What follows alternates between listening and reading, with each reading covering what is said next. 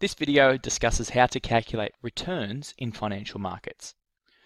So what I've got up on the screen here is an Excel spreadsheet where I've got data from 1963 through to August 2015.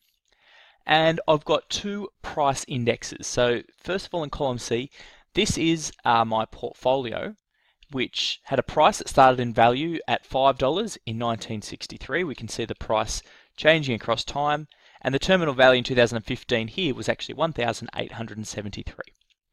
I've also got a market index, and the market index began at a notional index value of 100 in 1963 through to an index value in 2015. And lastly, here I've got a risk-free rate, which is expressed as a risk-free rate as a percentage per annum.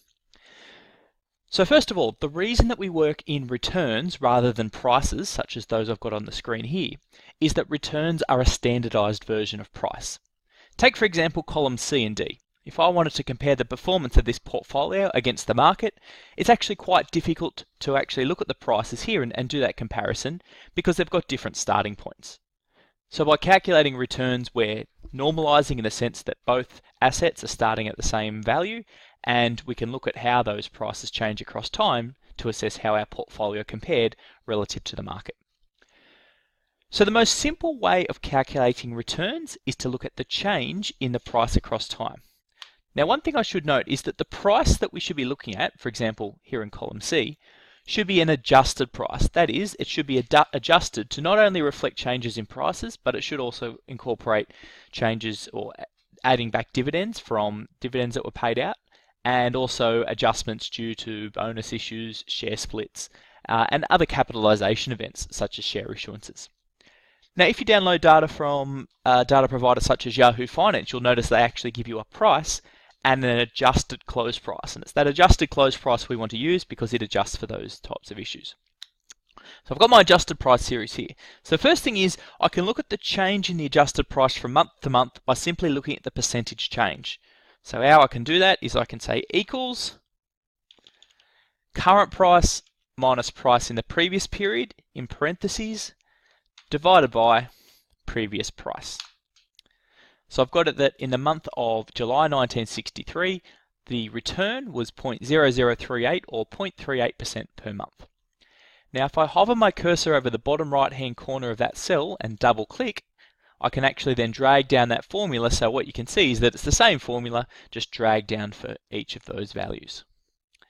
Now I want to do the same again for the market. So for the market, I'm going to say, so the market return in this month was the current market price minus the previous market price divided by the previous market price. That's my monthly change in adjusted market index. And what I've calculated here is I'm going to call RP, return on my portfolio, and RM, my return on my market. Last of all, I've got my risk-free rate. Now this is currently stated as a % per annum, which is the norm. That's the convention in interest rate markets, that we express interest rates in annual terms. Now if I want to convert that to monthly terms, all I need to do is divide that interest rate by 12.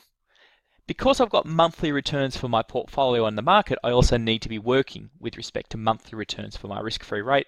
So I'll simply drag that value down there, and I have my monthly risk-free rate of interest. Now all these values that I've just calculated in this particular method of calculating returns is adopting simple interest. That is, we're not taking into account effects of compounding, we're just looking at the simple return on a dollar investment for each month. So what I can do if I want to then calculate the average return on each of these three different assets across time is that I can type equals average and take the average of that series of returns that I've just generated. So in this particular case, the average monthly return for my portfolio was 1.1%. I can do the same for the market. I just want to quickly step through how I did that shortcut. So I've written equals average, I've opened parentheses, I've then clicked on the top cell in that column and then held Shift and Control and pressed the down arrow. And what that will actually do is it will take the cursor down to the bottom value in that series. I can close my parentheses, press enter, and I can see I've got my return on my market. So again, the benefit of returns is I've now normalized, I'm comparing like to like, and I can see that at the moment, even though I haven't controlled for risk, my portfolio has earned a higher return than the market. Do the same thing for the risk-free rate. And there I have the average risk-free interest rate as well. So that's calculating returns from a price index using monthly returns, and then accumulated them to look at the average returns across different assets. As I said, this is just using simple interest, which is going to be the convention we stick to in this course for simplicity. But in the next video, I'll give a demonstration of how it can be done using compound interest. Thank you for listening.